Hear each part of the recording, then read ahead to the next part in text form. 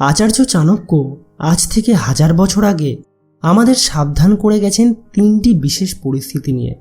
তিনি বলেছিলেন, মূর্খকে জ্ঞান দেওয়া, দুশ্চরিত্রা স্ত্রীর ভরণপোষণ করা এবং নেতিবাচক বা অলস মানুষের সঙ্গ দেওয়া কেবল বোকামি ছাড়া আর কিছুই নয়। প্রথমত, চাণক্য জানতেন যে ব্যক্তি শিখতে চায় না তাকে জ্ঞান দেওয়া মানে পাথরে জল ঢালা। সে তোমার কথা বুঝবে তো নাই, উল্টে তোমার সময় নষ্ট করবে এবং তর্কে লিপ্ত হবে। দ্বিতীয়ত, যে মানুষের চরিত্র ঠিক নেই বা যে বিশ্বাসযোগ্য নয় তার যত্ন নেওয়া এবং তাকে শোধরানোর চেষ্টা করা মানে নিজের বিপদ নিজে ডেকে আনা। তৃতীয়ত, অলস ও দুঃখবিলাসী মানুষের নিরন্তর সঙ্গ দেওয়া।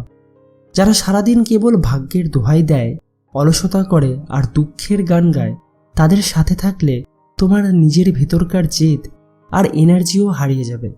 নেতিবাচকতা সংক্রামক।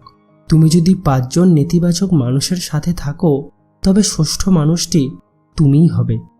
হয়তো তোমার মনে হতে পারে এই সব কথার কোনো বাস্তব ভিত্তি নেই, কিন্তু মনে রেখো, জীবন কোনো রূপকথা নয়।